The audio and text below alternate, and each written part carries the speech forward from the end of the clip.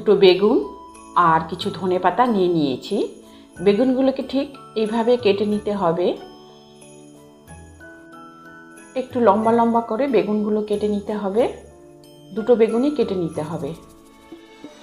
বেগুনগুলোর মাঝখানে আবার চিড়ে দিতে হবে, চাকু দিয়ে চিড়ে দিতে হবে। এমনভাবে চিরতে হবে যেন দুভাগ না হয়ে যায়, ঠিক এইভাবে।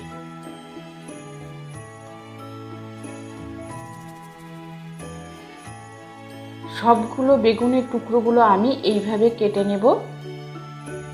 আজকের রান্নাটি হলো জিরে বেগুন পাতুরি। সমস্ত বেগুন কেটে নেওয়ার পর আমি বেগুনগুলোকে একটি পাত্রে জলের মধ্যে রেখে দেব। জলের মধ্যে একটু সামান্য লবণ আমি মিশিয়ে দেব যাতে বেগুনগুলো কালো না হয়ে যায়। এবারে ধনেপাতা কিছুটা লাগবে, সেই ধনেপাতাগুলো আমি কুচি কুচি করে কেটে নেব। কিছুক্ষণ বেগুনগুলো নুন জলে ভিজিয়ে তুলে নিতে হবে।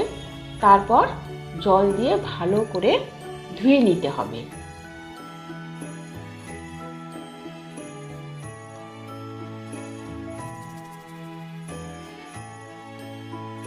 এবার কড়াতে আমি সর্ষের তেল দিয়ে দিলাম। এর মধ্যে আমি 1 চামচের মতো কালো জিরে ফোড়ন দিয়ে দিলাম।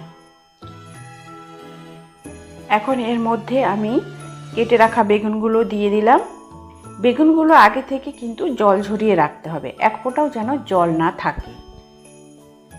কিছুক্ষণ ভেজে নেব। ভেজে নেওয়ার পর এর মধ্যে আমি স্বাদ অনুযায়ী লবণ দিয়ে দিলাম। এবার আবার নেড়ে নেব। বেগুনগুলো ভাজা ভাজা হয়ে গেলে এরপর আমি 1 চামচ হলুদ, 2 চামচ জিরে গুঁড়ো, 1 চামচ শুকনো লঙ্কা গুঁড়ো আর সামান্য জল দিয়ে সমস্ত মশলা আর বেগুনগুলোকে ভালো করে কষিয়ে নেব।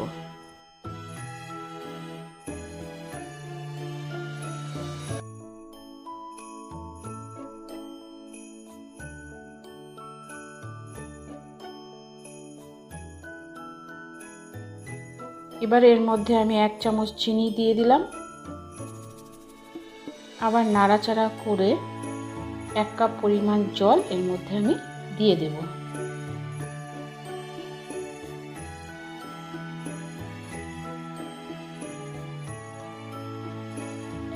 পুরো রান্নাটাই কিন্তু মিডিয়াম ফ্লেমে হবে, হাই ফ্লেমে হবে না, তাহলে পুড়ে যাবে সমস্ত মশলা বেগুন।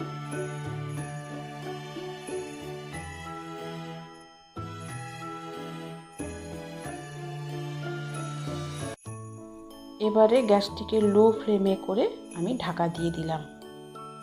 কিছুক্ষণ পর আবার ঢাকা আমি খুলে নিয়ে নাড়াচাড়া করে নেব। সমস্ত জল যাতে শুকিয়ে যায় ততক্ষণ পর্যন্ত আমি নাড়াচাড়া করে রান্নাটা করে নেব।